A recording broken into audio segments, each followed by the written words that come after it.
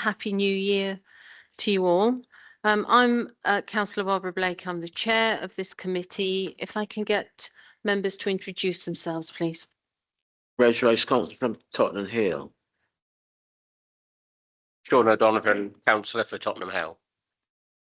Lottie Collett, councillor for Woodside. Nicola Bartlett, West Green. John Bevan, councillor Northumberland Park. Cathy Brennan, councillor for Muswell Hill.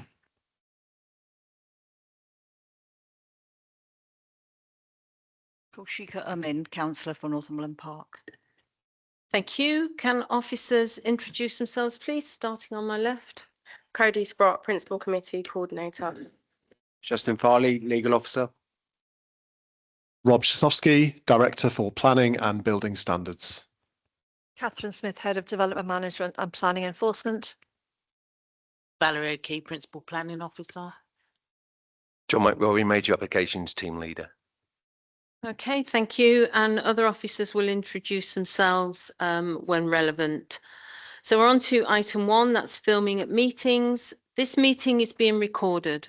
All registered speakers should be aware that they will be recorded for live or subsequent broadcast via the council's internet site or by anyone attending the meeting.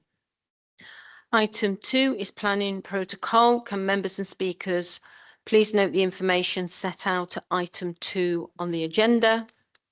Item 3 is apologies, and I have received apologies from Councillor Amina Ibrahim. Item 4 is urgent business. There are no items of urgent business. Item 5, declarations of interest. Does anyone have any, do members have any declarations of interest? Councillor Collett? Just to note that I live in the ward of Coburg and will keep an open mind. Thank you. Okay, so item 6. So the minutes, to approve the minutes of the meeting held on the 8th of December. We're happy to approve those, please. Agree? Okay, thank you. So on to item 7, and this is a pre-application briefing. It's Mallard Place, Coburg Road. The details are set out in the pack, so I'll hand over to Valerie for the presentation, please. Thank you, Chair. So this is a members' further briefing on the submitting planning application for the redevelopment of the site by the erection of a 22-storey building with an 8-storey wing and a 14-storey building with 6-storey wing to provide 150 social rent dwellings along with double height flexible workspace, and the proposal also includes landscaped public realm. Members are not making a decision this evening on this proposal. So members will recall that this was first presented as a pre-application briefing in November 2025.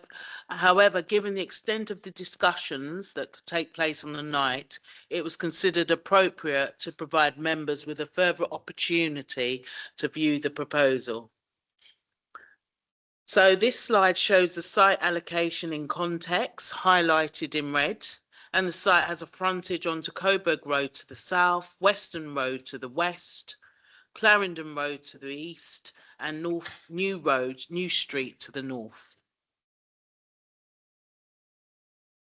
The site forms part of Site Allocation SA19, known as Wood Green Cultural Quarter South, which seeks to enhance the Wood Green Cultural Quarter through improvements to Chocolate Factory and creation of a high-quality urban realm and comprehensive redevelopment of the remaining sites for employment-led mixed-use development with residential. The council currently own the sites Mallard Place and Building D, highlighted in red, which together form the site boundary, and the council holds the freehold for Raphael House and units 1, 2, 3. The proposal is for the redevelopment of the site as specified on this slide, and the full breakdown of the proposal is on Appendix 1, paragraph 4.1 of the agenda. And just to remind members again, this is a briefing and no decision is being made this evening. To note, there has been no public response on the consultation, and the applicants will now present the scheme and members will be able to ask the applicant team questions. Thank you.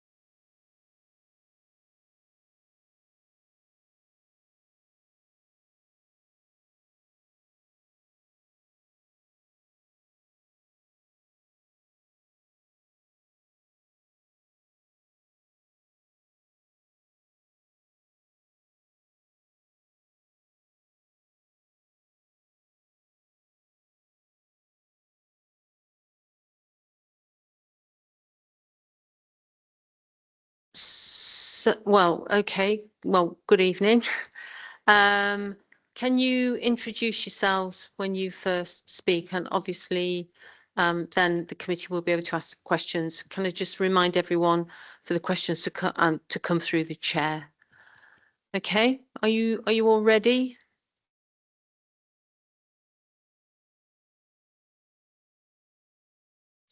Good evening, Lucy Morris, planning consultant at ICD Projects. Good evening, Joe McCafferty, architect and director at Lever Bernstein. Kevin Towell, planning advisor to the housing delivery team. Kate Digney, landscape architect with Levitt Bernstein. Matt Flannery, architect at Levitt Bernstein. So I think I'm going to start. And the site itself, Val has taken you through. So I think I'm going to go quite quickly through the early slides, if that's all right with everyone. But obviously we can come back and look at them in more detail if people need that.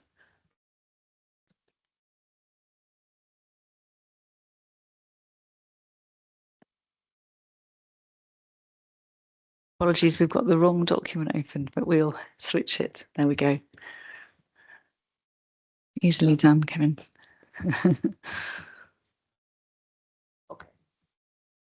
Great, thank you. I missed it that one. Down. Yeah, lovely. Okay, so I'll take you through the site, but you all know it very well, I think. So as Val was saying, the site sits between Coburg Road and New Road to the north, so it's sort of sandwiched between the two. And we have the fantastic Penstock Tunnel and Alexandra Park to the west, obviously. And I think your microphone's gone. my apologies, sorry everyone. Sorry. So in terms of the site analysis, our existing context, as I say, Val's sort of taken us through that a little bit, but just looking at the images one by one. So we have Raphael House and the Chocolate Factory Phase 1 that kind of sit on the corner. And then Coburg Road and units 1, 2 and 3 on the right-hand side, that image number 2.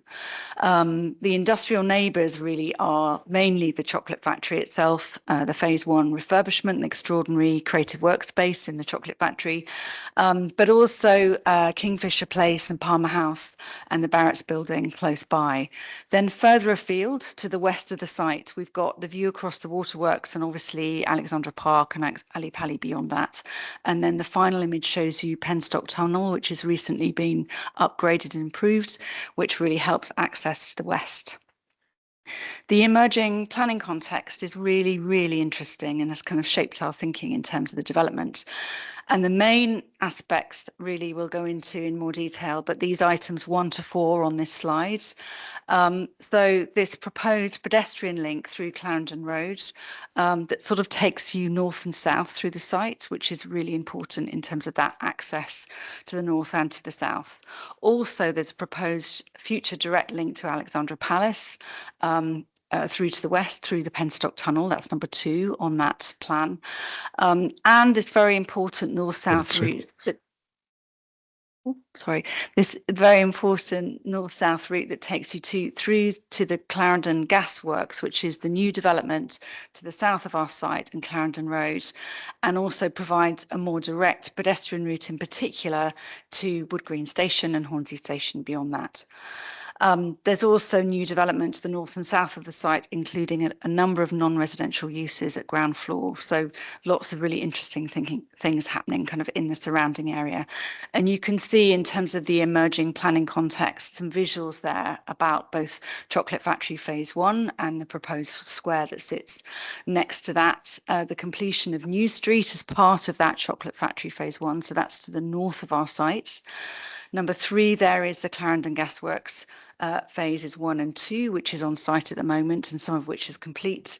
Hornsey Park that sits to the south, and then the proposed phase 4 of Clarendon Gasworks, which again is on site at the moment, and phase 5, which is going through the planning process right now. And phase 5 is the most dense and sits directly to the south of our site. So the emerging movement around our site and through it is also really important. And these items 1, 2, and 3 on this plan really, again, have kind of shaped our approach with regard to the scale and character of nature of development and also what happens at ground level. So number 1 on that plan is the emerging north-south route that I've described, which includes this improved local connectivity and reduces sort of distance from the site in terms of those local transport infrastructure. Also, number 2, which is the proposed pedestrian and cycle link to Ali Pali through that site allocation, through the Penstock Tunnel and further west. And then the extended bus link into Haringey Heartlands development, which is item 3, which goes up and down Western Road. And that's a really amazing sort of improvement to public access up and down Western Road to the west of our site. And that the emerging heights around our site have also very much influenced the height of our 2 taller buildings, but also our kind of approach to their form and how they're clustered, both at close proximity, but further afield too. And we'll show you some views of that so you can see that. So those taller buildings in the Clarendon Gasworks Phase 5, you can see to the south of our site, the sort of southwest, where we've got a 23-storey tower and a cluster of 12 and 13-storey towers and an 18-storey tower in the St William development, and the 27-storey tower which sits to the east of that. And then to the north, smaller, lower rise buildings. Obviously, Chocolate Factory Phase 1 is a mixture of 7 and 6 and 4 stories, and it's kind of 6-storey horizon line really adjacent to that. And in terms of the site constraints and opportunities, Matt will talk you through that in more detail shortly. But these are the things that really inform our thinking in terms of the form of the buildings, and also how their landscape works and how they relate to the ground level. And so the kind of main things here are those 3 routes I've just described. So the Western Road and the improvement to that north-south, the east-west and the connection through Penstock Tunnel and Ali Pali to the west, but also the movement through to the east. And the opportunity north-south, that green link that you can see connects sort of Cultural Quarter and the squares that are happening through the St William scheme, and they kind of intersect with Coburg Road in that kind of orange section there on the plan. But we are looking at 2 taller buildings, as Val has just described, to the west of the site, our Western Tower, and to the east, with a green space in the middle, and that's very much informed by the views out over the west, and particularly towards Alexandra Palace. And the nature also of New Road that sits to the north of our site, which is much more a domestic, low-rise, intimate street, which has maisonettes in Chocolate Factory Phase 1 to the north, but also Coburg Road itself, which is much more about mixed-use creative space at ground level and first floor before housing above it. So the nature and character of those streets are really important in terms of how they inform our design. And I think we're going to talk about engagement.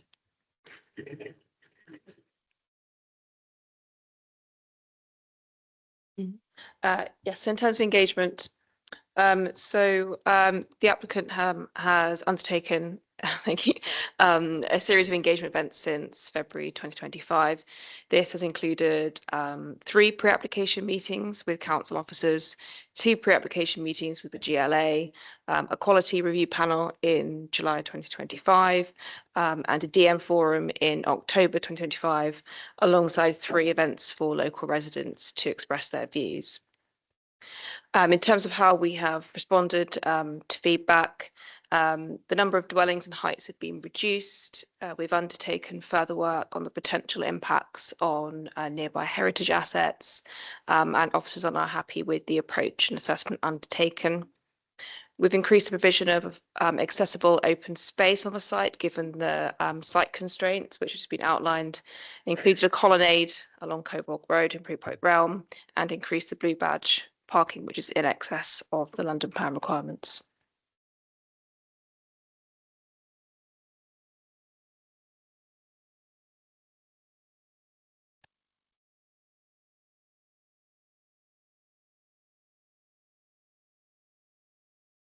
Okay, so we're going to take you through the proposals in sort of 3 areas really, but focusing on the design proposals and the kind of key principles and the treatment at ground plane and the character and quality of the buildings. And then Matt and Kate are going to talk you through the more detailed architectural approach and approach to landscape. So the key design principles are very much, and have been from the outset, about providing 150 new social rented high quality homes, with a high proportion also of family homes within the mix. That buildings are sustainably designed, of real character and quality. These buildings couldn't be anywhere else. They're very specifically designed for their place and locale. Maximising play opportunities and opportunities for social interaction between residents and the wider area. The opportunity for workspace for the local community, as I've just described, particularly along Coburg Road. And a scheme that's really integrated with its context, which helps activate the adjacent streets and developments, and offering family housing with lots of front doors on the street to help activate those streets. So the key design principles in this axonometric really take you through the design and shaping of the scheme from first principles. So the Eastern Tower, which obviously sits on the eastern side of the site and is 22-story building, has an 8-story wing, and that really responds to the emerging cluster of tall buildings to the south in the St William scheme, and we've got some views of how those sit later on.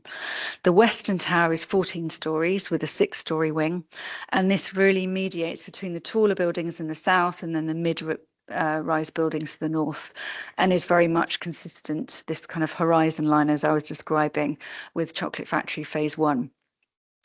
Activity at ground floors is really maximised. So particularly along Coburg Road, we have a 2-story commercial plinth with workspace, which interfaces with the Clarendon Gasworks to the south, and then a residential ground floor, which is very much more about its integration with Chocolate Factory Phase 1 and facing the family housing and the maisonettes in Chocolate Factory Phase 1 along New Street. We've really prioritised, as you might imagine we would, but we feel very strongly about it. We've prioritised dual aspect homes through really careful design in terms of efficient layouts. So the towers themselves have 4 homes per floor, and the lower wings have gallery access. And those that know housing know that 4 homes per floor in a tower is very unusual today, and quite often there are more single aspect homes, but we've maximised dual aspect homes in these towers, which is a real positive, which means they'll have much better light and cross ventilation and overall quality. Lots of the homes are either dual aspect or even triple aspect, and that's really maximised for improved layout, flexibility, and as I've said, views, daylight and ventilation. We've maximised also the quality of the private amenity space through very careful, robust and recessed corner balconies on the towers. For us, it feels very important that at high levels, the external amenity space is well designed and really feels like an external room, is well protected and integrated into the home itself, and it really feels usable and safe and as I say, protected. And then we have projecting balconies that help activate and overlook the streets at lower levels. And finally, the high quality shared amenity, and Kate will talk you through this in more detail, but we provide a central green podium in the middle, which is broken so that it has long views to Ali Pali to the west, and also you get really good light levels on that podium because it's not entirely surrounded by development. The placemaking aspects I've touched on, but the principles of the quality and character of Coburg Road and that intersection and the activity on the corner. So really making a very strong place at the moment of that point, number one, at that intersection north-south and east-west, and marking that with creative work spaces that wrap round the corner onto Coburg Road. Coburg Road Boulevard, which is a sort of widening of Coburg Road and an activating of the street front through this commercial workspace, but also with residential entrances, so it feels very active and safe. And that leads you then through to the newly improved Penstock Tunnel and the obviously very, very busy cycle and pedestrian route through to Alexandra Palace, and that activation of the corner of Western Road as well. Residential New Street that sits to the north is very much more about maisonettes and family housing, and it's much more intimate in scale and character. And then finally, number 5 on that plan to the northeast of our development, which is all about making Chocolate Factory Square a real place to meet and socialise and gather and kind of knit together both our proposals and also the Chocolate Factory Phase 1. So these images, which are very much kind of illustrations, but they talk you through the character of Coburg Road in this instance. So you can see this is the view through to Penstock Tunnel and then Ali Pali beyond that. You can see how we've wrapped the 2-storey podium of commercial space along Coburg Road and kind of wrapping that corner. The creation of the widened boulevard, which has trees that line through on the southern side, on the St. William side, and this kind of podium and colonnade that kind of protects you as a pedestrian and sort of takes you along that route, and then Penstock Tunnel at the end. And then looking the other way, so New Street, so you can see in purple in the middle of that view, the New Street maisonettes that face Chocolate Factory Phase 1 on the right-hand side of that view. You can see the break in the building, so you can see through to the podium and the kind of green heart of our proposals too. And you can see that number 1, the Coburg Road intersection that kind of wraps that corner with our Western Tower. And then finally a slightly more technical drawing, but it takes you through the section north-south. So it just shows you the difference in scale between New Street, which sits to the right-hand side of that section, and how it relates in scale to Chocolate Factory Phase 1. So those lower leg buildings and that kind of more kind of intimate family feel, and the slightly taller leg on the 8-storey side with the commercial at ground and first floor in red on that section, which is on the Coburg Road side. Okay, I think Matt's going to take you through the plans. Okay, so we've got a few of the typical floor plans over the next few slides. This is the ground floor plan, and obviously a critical thing for us is to activate the streets as best we can. You'll see in terms of just to get the nuts and bolts out of the way, the grey areas are all the plant space that are required in this building. So we're trying to make them as central as possible, so they are far away from the street as possible. We have 2 core entrances that predominantly sit below each of the towers. So one to the corner of Western Road and New Street, which has like a mini first floor colonnade just to separate it from the street a little bit.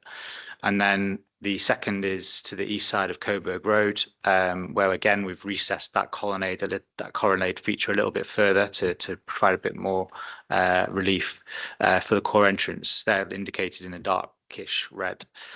You'll also note that on the ground floor we've got quite a lot of commercial and workspace units. Well, we've got 3 at the moment, and then they all have their own individual entrances. And then there's also cores for the first floor workspace as well, which are indicated on along Coburg Road beneath the colonnade. And obviously bins are really important, and the access to them is really important as well from the refuse point of view. So they are kind of located close to the cores so that residents can get access to them internally and externally if they so wish, and obviously the refuse collectors can also collect easily as well. So if we go up to first floor, as I mentioned before, Coburg Road side on the south there, we've got the 4-5 remaining workspace units that have their own core entrance that you can see just to the west side of that wing. Then within the podium itself, so below the actual podium, you've got where all of our bike stores are located. We have a large amount of bike stores that go back to the GLA in terms of standards. They have their own designated cycle lift that is located from Western Road. And so they have immediate access from the street upper lift into the first floor to store their bikes. They can also use the main cores if they wish as well. There are oversized lifts in there, and you can start to see that we've got the startings of the homes to the first floor as well. To the west tower, we've got two bed 4-person homes that sit with an aspect towards the west, towards Alexandra Palace, with corner balconies that are recessed to provide quite a lot of protection from the street as well. And I forgot to mention, I'll just go back to the first. You've got the ground floor there of the 4 beds maisonettes that sit along New Street have recessed entrances, and then at first floor, that's the middle floor for those units as well, for those homes. And then if we go up to the second floor, so now we have the building kind of starting to shape, and we have the podium in the central area where Kate will describe what's going on in there in a little while. You've got the top story of the 4-bed homes, which have direct access onto those podiums. Each core has access onto the podium as well for all the other residents in the buildings. And you have the wings starting to appear of the homes, where you have projecting balconies that are generally pointing south, with the deck access or gallery access that sits to the north. And you can see that a bit more clearly here on the 3rd floor plan, where we've got the gallery that runs along New Street to the west tower, and we have the east tower gallery running along the podium to the north edge of the block, with the south edge of the podium.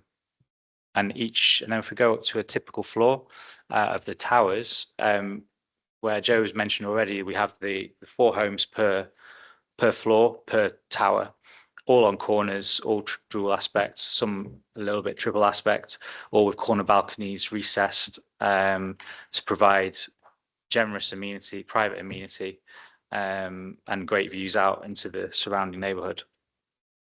Also here you can start to see the terraces to the wings, so the rooftops of the wings have amenity as well.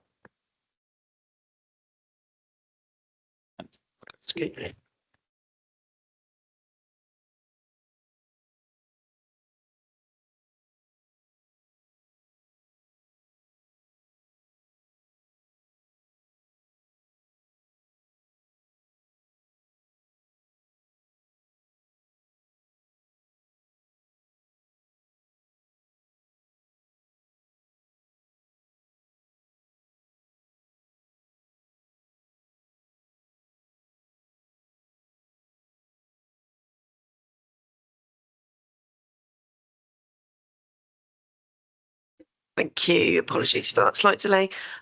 So within our collation of the landscape design proposals, we've been cognizant of the existing offer of play and amenity that frames around the site. Obviously, Alexandra Park is on the doorstep to the west, which is a significant asset. We've also been very clear to ensure that we can deliver as much meaningful play within the red line boundary as possible. And the 2 diagrams on the left-hand side show to the top left the GLA standards, and that is based on the accommodation schedule, the mix and size of homes. And then the play space provision that we have achieved.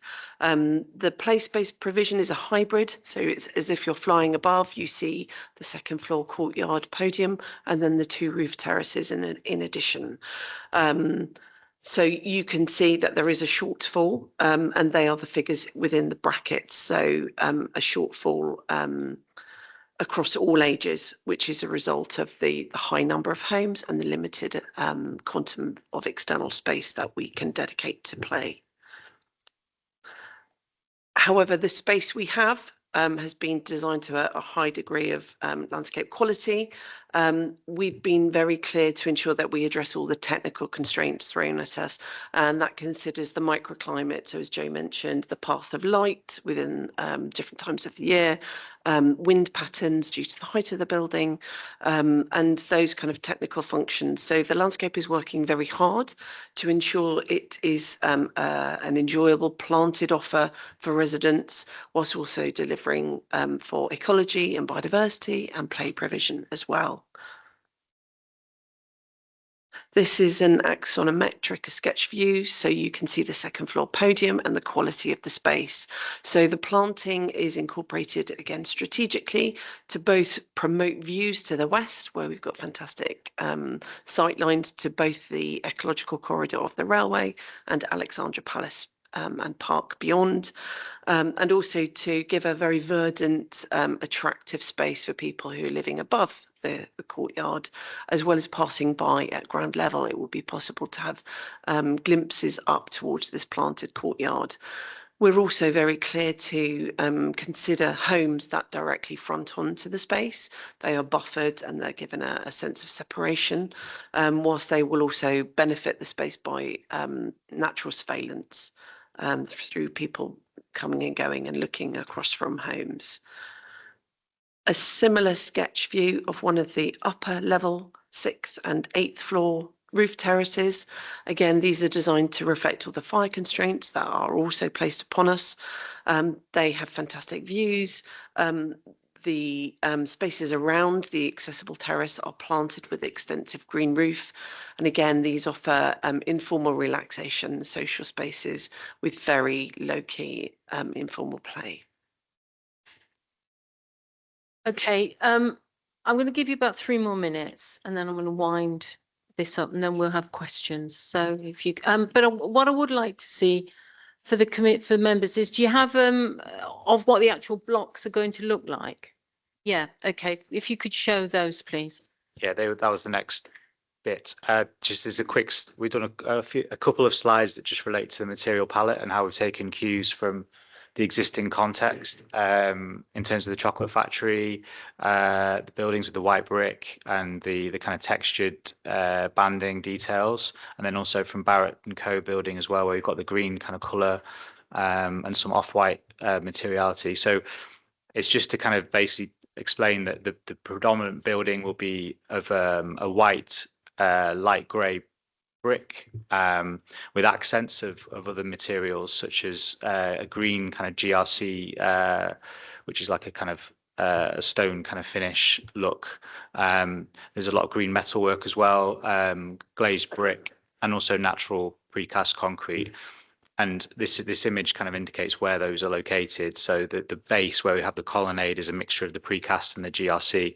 The balconies are going to be of the green metalwork material. And then here we have, in a sec, oh, sorry, next slide. So we have a few CGI views, which is probably what you're looking for. So this is one looking west along Coburg Road, down to, you can see in the distance, Penstock Tunnel. You've got Clarendon Gasworks to the left-hand side of the image. So this kind of shows the east elevation of the taller 22-story tower, and you can see in the background the West Tower. Sorry, so which is, can you just go back to that? Which is, so it's the building in the middle, is it? Yeah, so it's the building that's kind of slightly over to the right in the middle, yeah. So on the right-hand side of the road. It's the big tall one in the middle, actually. Yeah, okay. All right, so I just want the committee, do we like that design? What, the committee? Can you just look at it and think, hang on, I'll bring questions in. I just want them to finish that. Okay, all right, thank you.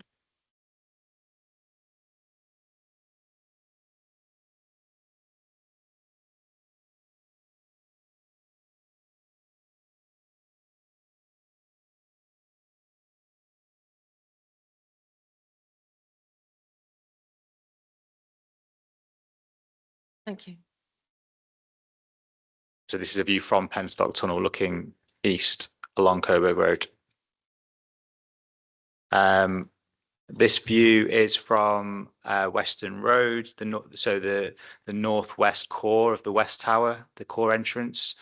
So you get on the left-hand side of the image, you see the New Street, and you see the maisonettes starting to appear in the background there.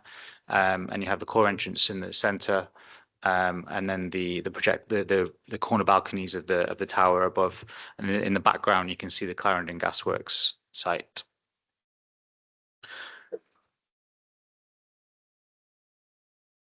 Yeah, so here there's, as we've said, there's a couple of tones of pale brick that we want to utilise, and here you can kind of start to see the banding and how that is working in terms of in this block, the horizontality of the slightly darker pale brick with the infill panels of the whiter brick, and you can also obviously see the accents of all the green.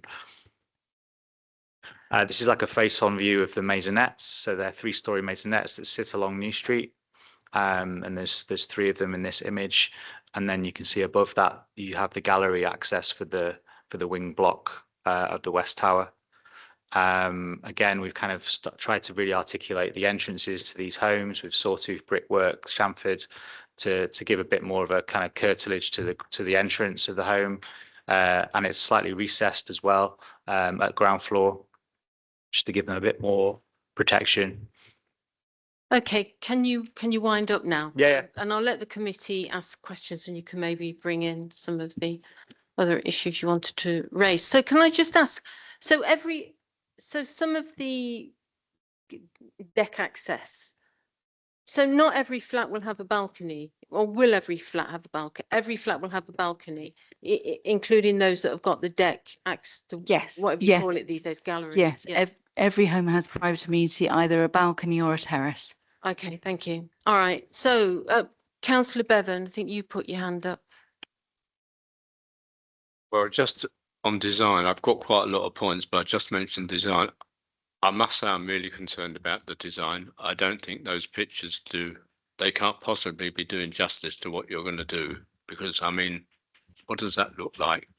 Awful. And I'm really concerned about your wording of white brick or pale brick, because over the years, that's going to become off-white. It's going to become a bit dirty. So I'm really concerned about that as well. But that's just my 2 comments on. Well, Councillor Bevan is the design champion for Haringey, so thank you for those comments, and I'll bring you back in a bit later. Any other comments, Councillor O'Donovan? Thank you for your presentation. One of the main changes between now and the pre-application that we heard in November is the change. Before it was 539 square meters of affordable workspace. That's now been changed to the same amount, the same volume, but to flexible workspace. The briefing that we had last time went into quite a lot of detail in relation to the affordable workspace, and it said that workspace meets the requirements of policy documents SA18 and policy DM38. Also, the the quality review panel very strongly supported the idea of affordable workspace. In fact, they said the council should consider offering spaces of low or no rent to find tenants quickly and achieve a vibrant landscape. They also said that low rent should be considered to attract tenants and activate the local streets. I suppose it's a definite, we obviously know what a definition of affordable workspace is. What is the definition of flexible workspace? Does that mean that's 0 affordable? Should I answer it now, Chair? Thank you, Councillor. So the actual offer hasn't changed. It's just that we don't have it worked out yet. So it was never done as affordable workspace. It was always going to be flexible with the intention for it to be affordable workspace where possible. I would just like to point out that in the Chocolate Factory Phase 1, we've still got a vacant unit that's supposed to be workspace, but we've had real challenges trying to occupy the unit. So what we've effectively just changed in the wording there is just to correct it to make sure that we have the maximum chance to get an occupier for that. So it's not a case of no affordable workspace. It's simply just that we need to get an occupier for it, and we're giving ourselves as much flexibility. Thank you, Chair. Okay, just to follow up that, it's what is the definition of flexible? Does flexible mean that you can offer it at a lower cost or a higher cost? You're completely flexible, whereas affordable means that it has to be offered at what is, and I think there are definitions of affordable workspace that other councils work to. And the point that was made that it was always considered flexible doesn't seem to bear in with the briefing that we got, the 50-page briefing, because again and again it talks about affordable workspace, and the QRP panel were talking in relation to affordable workspaces. If it was affordable but possibly also flexible, or affordable flexible, which is also a phrase that some people use, or flexible affordable, then surely that should have been in the briefing and not always just being referred to as affordable. Thank you. Chair, thank you. Jack Gould, Joint Head of Housing Development. I think the confusion is one of semantics. That it must be affordable is never in doubt. The flexibility refers to the nature of the use. The use of the term workspace is generally taken to mean office or office type accommodation.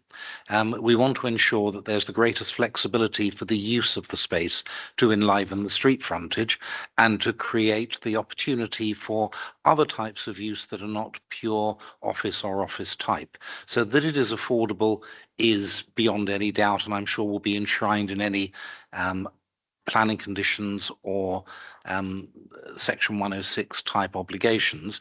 The word flexible is there to demonstrate the opportunity to use other types of opportunity for the use of the space that are not simply office or office type. Okay, thank you for that. I mean, the CGI that you had on the tall block didn't really, in my view, show us what it was going to look like. So I do agree with Councillor Bevan. I mean, the architect Rowan Moore, who as you know, writes in the Observer, is always saying that council properties should not look like council properties. And to me, that tall block looked like a big council block. Can you just sort of talk us through that, please? I think one thing I wonder, because I have to say the screens, because the lights are on, are kind of changing the colours. So I don't know whether you want to come and have a look at how it looks on a laptop, because the colours are much richer and there's a much greater depth to the facade. So you can start to kind of, that helps. Thank you. Whoever turned the lights off, thank you.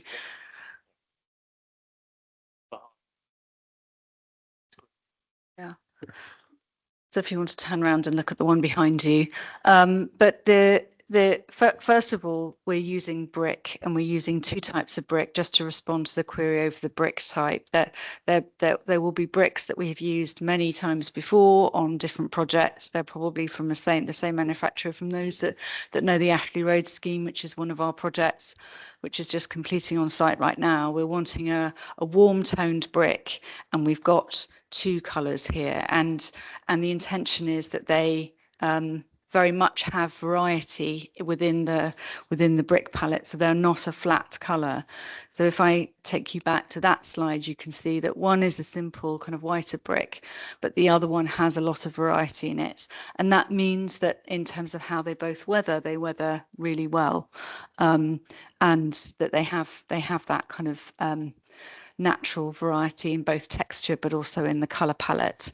And we've thought about the colour palette, just if we're focusing on the materials, really, really carefully. We've tried to draw it from adjacent buildings, as you can see in that view, but think about how we're using aspects of metalwork and the patterning of the metalwork, which you see in some of the CGIs later on. So the balconies, how the balconies are designed. They all have very bespoke treatments on the metalwork themselves. And you can start to see the quality of the brickwork, particularly in the ground plane on this view, where we've got these bricks that lead you into the front entrances of the 3-story maisonettes that give a sense of kind of opening and neighbourly feel in terms of how those planters work and the front doors do.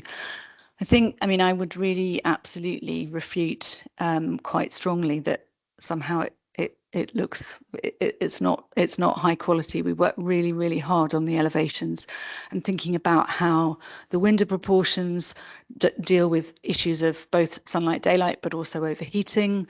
We've got integrated roller blinds into all of the windows where it's needed in terms of overheating. The balcony design is very carefully thought about in terms of the quality of the home. So as I described, they're all recessed on the corners that deal with wind and microclimate. Okay, can you show us the tall block again, please? Could you show the tall block? Yeah. That one. Yeah. Let me just.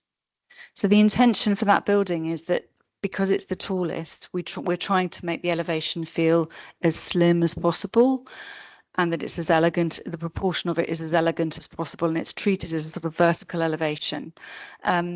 And that's why, for example, those corners, not only do they provide good amenity space because they're recessed in the corners, but also they help with the elegance and the proportion of the building.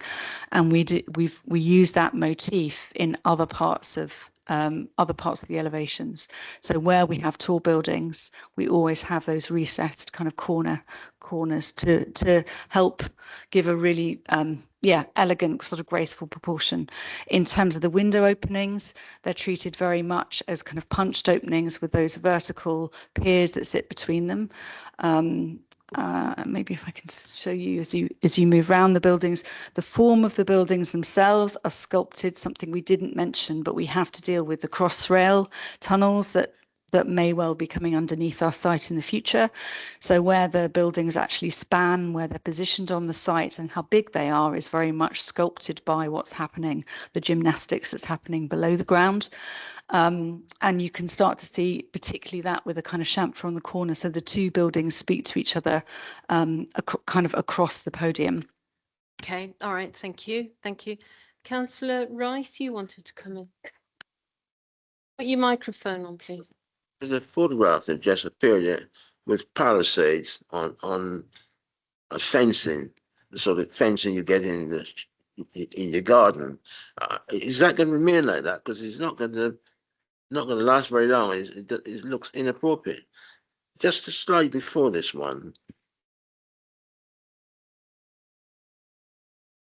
Did you just put the previous one? That's it. Yeah. Where the bicycle is. The fence thing. Is this fencing can remain like that? I don't think it's an appropriate fencing.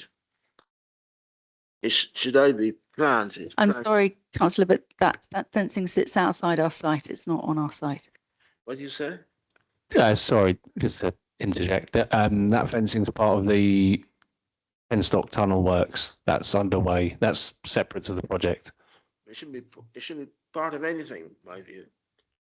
All right, thank you. Can I just add, in terms of this picture we're looking at is built on the old gasworks site, is it? No? That's the site to the right, across the road. Yes. Is the gasworks site part of your application? No. Okay. Can you switch off your microphone, please, Councillor Rice? Any more questions, please? Councillor Bevan? Well, I've still got concerns about that design because to me, I've never seen anything that looks quite so unattractive. And I noticed that the QRP panel offered to do a further review after their first one earlier last year. I personally think it should go back to the QRP panel, but that's obviously my opinion. It's up to the committee and the chair to decide. But I've got a few questions to ask here. The disability flats. There's been some debate in the media recently about the size of flats for people with disabilities. They say some flats are everything. They take wheelchairs the whole lot. There's an intermediate disability flat that is not quite as good. These are standards.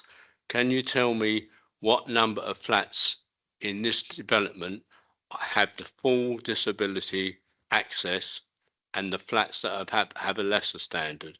That's my first question. The second question is the kitchens. How many have separate kitchens and how many are kitchen diners? And then you talked about single aspect. Can you just tell me how many flats out of the 150 are actually single aspect? Thank you, Councillor. First of all, I'd just like to say that the QRP, they did offer another session, but the discussion was very much about the landscape and the podium, and they were very happy with the development. If you read the notes, they were very happy with the development of the elevational treatment, the material palette, the treatment of the balconies and so on. So if they were going to do that session, it wouldn't have focused on elevations because they were very, very supportive of it. In terms of the number of wheelchair homes, it's 10% of the overall 150, and they are full wheelchair homes, rather than, as you're describing, the kind of adaptable homes, but they are full wheelchair homes. Do you want me to jump in? Yeah, we have a specification in our employers' requirements, so they'll be fully adapted wheelchair flats. Sorry, I've forgotten your final question. I'm so sorry. Single aspect. I think we have. Really good. That's amazing. And the kitchen diners, are with separate kitchens or are they all kitchen? So the homes that are 2-bed, 4 and below are all kitchen diners, open plan. And then where you have the 3 beds and the 4 beds, so that's 32 of the homes.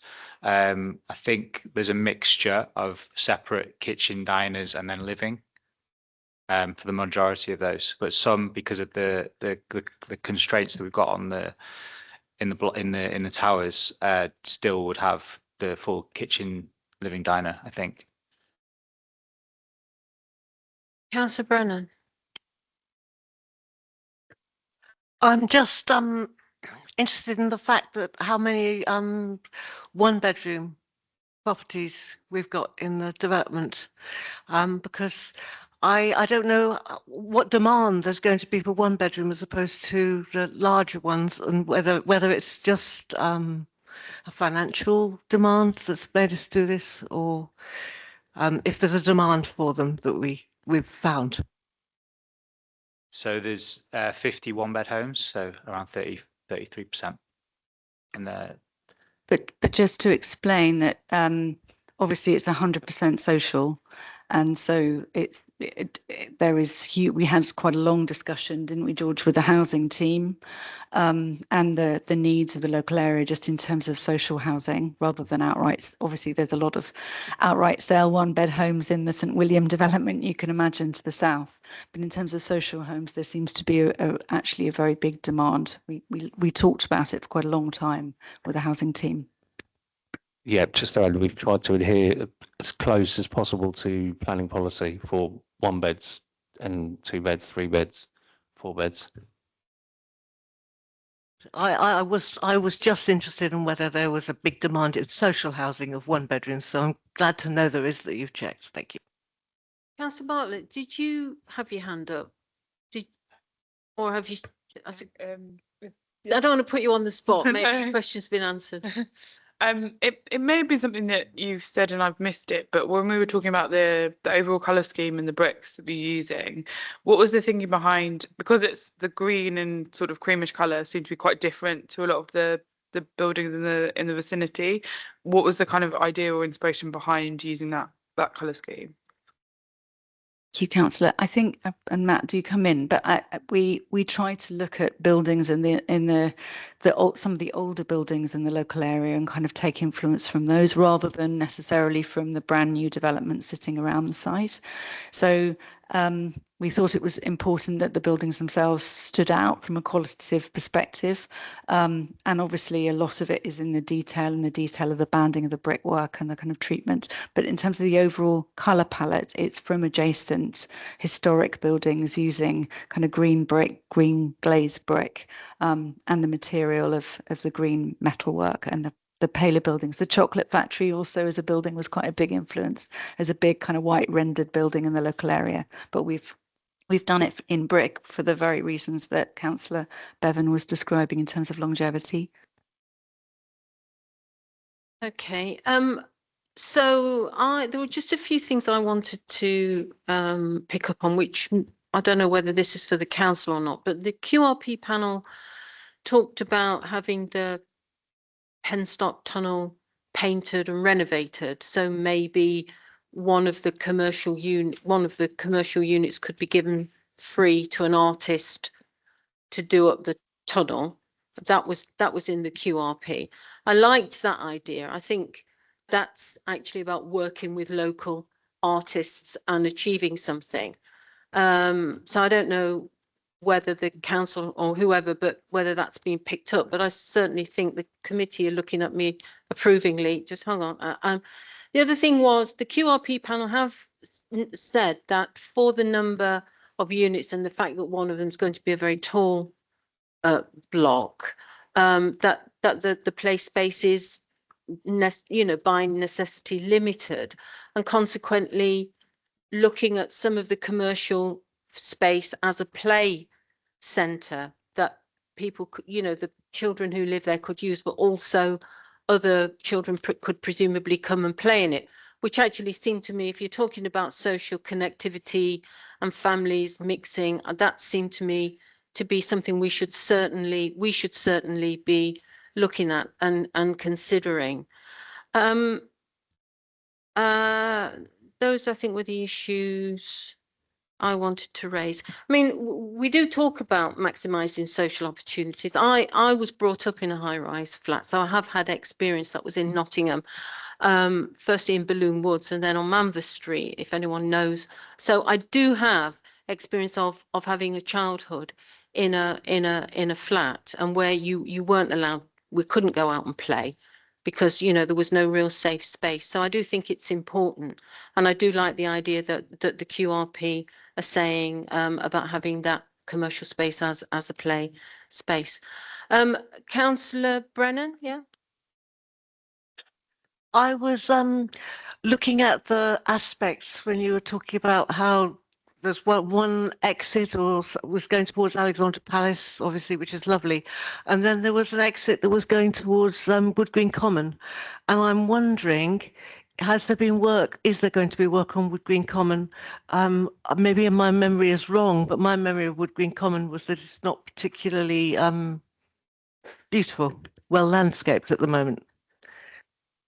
Certainly not as part of these proposals. I have to say that's not within our scope of this application.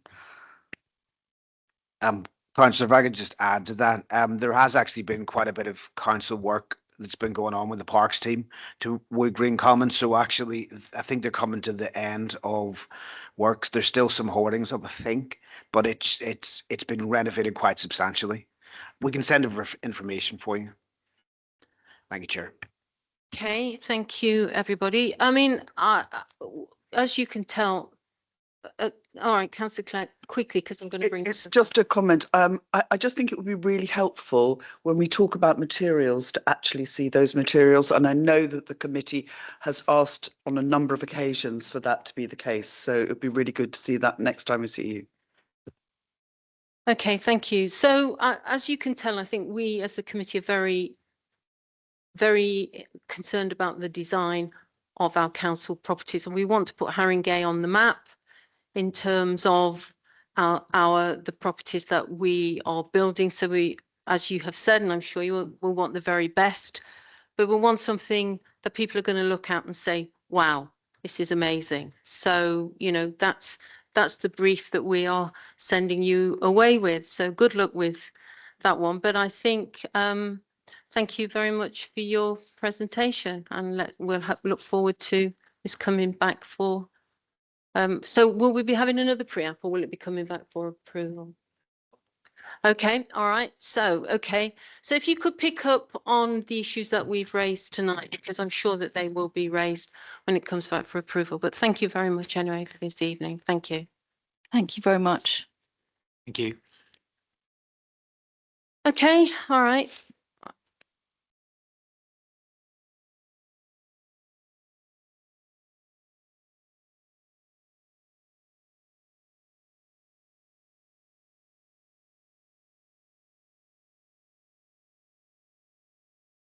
Right, okay, thank you. So moving on, so we're now on to item 8, which is update on major proposals, pages 47 to 58.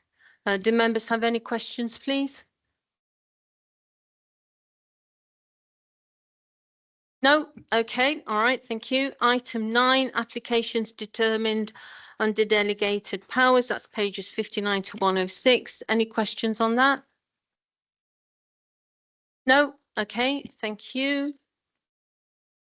So we're on to, yes, sure.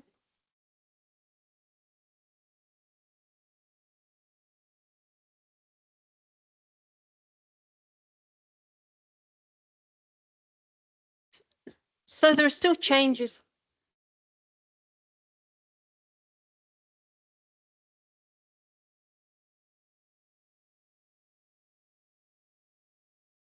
Well, I think it's important that the committee has the opportunity to discuss and put their points of view to it. I think that personally, I think the committee have made some very good points tonight.